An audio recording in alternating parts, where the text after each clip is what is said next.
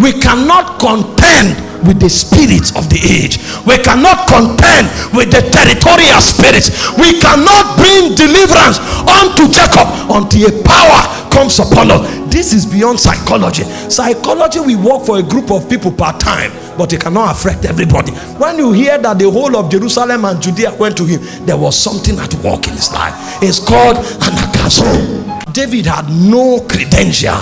He was in the backside of the woods, but when the time came, he was the one God nominated. And when that power came on him, whether he was educated, it was not a factor. Whether he was popular, it was not a factor. Whether he was learned, it was not a factor. Power was the foundation of reality. Compelling power. And the Lord said unto the servant. Now Jesus was telling them a parable. He had prepared a banquet, and then he had invited the nobles, but you see, the nobles failed to come. See, that's what happens when the move of God begins. When the move of God begins, most times some people think they are qualified. They know the atmosphere, they know the doctrine, they know the exegesis, so they sit down as the nobles, so they cannot interpret the strange things that God is doing. They want to judge spiritual occurrences from their mind, and it disqualifies them.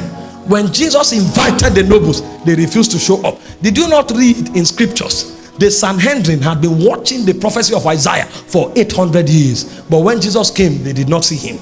They were disqualified. They are the nobles. They refused to show up. They gave flimsy excuses, and Jesus now said, okay, since the nobles can't come, go to the street. And then they invited people from the street, yet there was still room, because the move of God is bogus enough to accommodate every one of us. In the day of the move of God, there's no room for jealousy, because the usher will raise the dead, the pastor will be talking, the guy at the door will raise cripples, and it's not a strange thing. Everybody becomes a carrier of Jesus Christ in ever increasing intensity. So there was room, and because of the excess room that was available, he now said, go into the highway and compel them to come into the banquet. The word is anakazo. It is a kind of power that defies cultural difference. It's a kind of power that undermines intellectual prowess. It's a dimension of power that has no regard for age difference. So you may see a boy of 15 years, and when an anakazo comes upon him, he will come to the street corner and he will cry. And even the elder and the young, regardless of demographic, will journey there. He said when God came upon John, he didn't go to the synagogue. If he went to the synagogue, naturally he will meet people that fear God. He went into the wilderness, and right there in the wilderness, all he did was cry, and suddenly he said the whole of Jerusalem and Judea went to him. It's called power evangelism. If there is no power, we are talking, we are gisting, we are joking. We cannot contend with the spirits of the age. We cannot contend with the territorial spirits. We cannot bring deliverance unto Jacob until a power comes upon us. This is beyond psychology. Psychology, we work for a group of people per time, but it cannot affect everybody. When you hear that the whole of Jerusalem and Judea went to him, there was something at work in his life. It's called anakazo. That's why when I want to move in the spirit, I say off every sound. It's not working, it's not working. Because people can hear sound and fall down. How about the man who is deaf?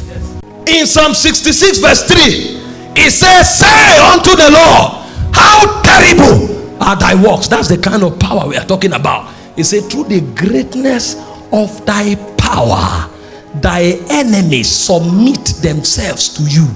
They were not advised, they won't hear it. They were not motivated, they won't hear it. They were not manipulated, they won't hear it. The only thing that will cause them to come on their knee and to worship him before the cross is through the greatness of his power. He said, through the magnitude of thy power, thy enemies had no choice. See, they tried other alternatives, it didn't work. When God begins to move, they come with gossip, and then the power is too strong, and then you graduate from gossip. And then they go with negative expectations and prophecies. It will soon fail, don't worry. And then you go beyond it. And then they come with direct confrontation and persecution.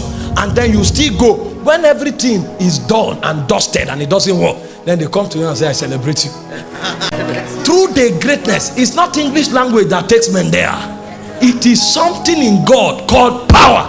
He said in Exodus 3:20, I will strike the whole of Egypt with my signs and with my wonder. Then he will let you go. Nothing moves until power is released. That's why I said the gospel is not excellency of speech.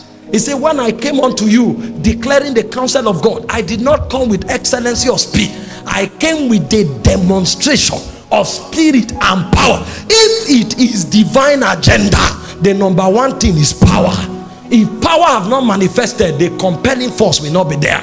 They will hear you, they will enjoy your message, they will still go back doing what they are doing. The Bible said when David became mighty in God, he said daily men joined themselves to David until his host became like the host of God. His host, that was a man. His host became like the host of God. Who was David? A boy in a family of 8 that was forgotten. When God came to the family through the prophet, they didn't think he was worthy. They looked at him, they said, no, if God wants to use everybody, it can't be David. David doesn't look like it. Eliab had stature. They had different credentials. David had no credential.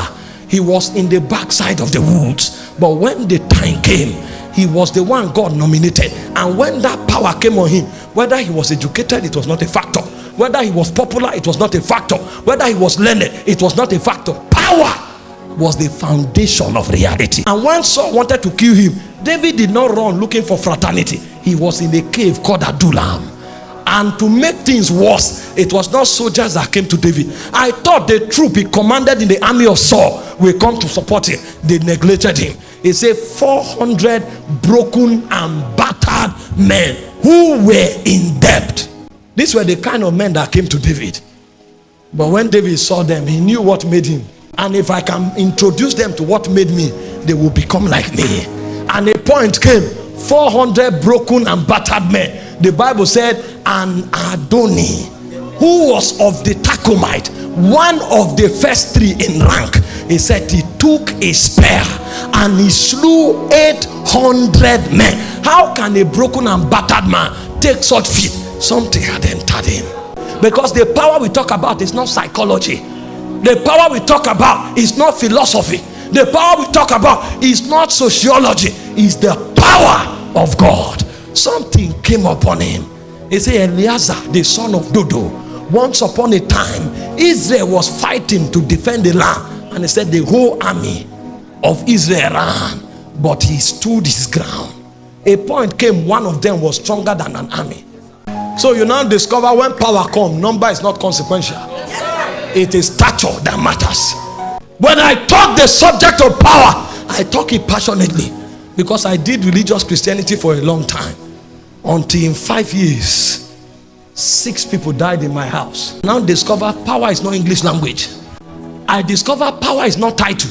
It's better not to have a title and have power than to have titles without power. The demon will make a mess. 6 people died in 5 years. What was going on? I realized there was something lacking. The day power came, the gate was shut. Disciples were with Jesus for 3.5 years. Jesus trained them. They knew how to lay hands. They knew how to lay legs. But it was different from power. It's not how hands are laid. It's not how legs are laid. It is what backs the action that matters. And the point came when they were threatened. They knew they needed power. So they prayed for empowerment. That's what will change this world. Forget this complex English language talking. Forget this packaging without power. I'm not against excellence. Come on, take a look at me. But without power, you are naked. It may not be obvious to men, but in the spirit it's very obvious. Every spirit we know. Because when you speak in the spirit realm, the first thing they say is, by whose authority? Who told you you can do what you are doing by talking? How dare you? Do you know the realm you are talking to? This is a realm of thrones. This is a realm of princes. This is a realm of dominion. This is a realm of power. Who told you you can read a textbook and come to give command here? There must be something backing you up. And until you can touch that realm, you can shake nothing on ground.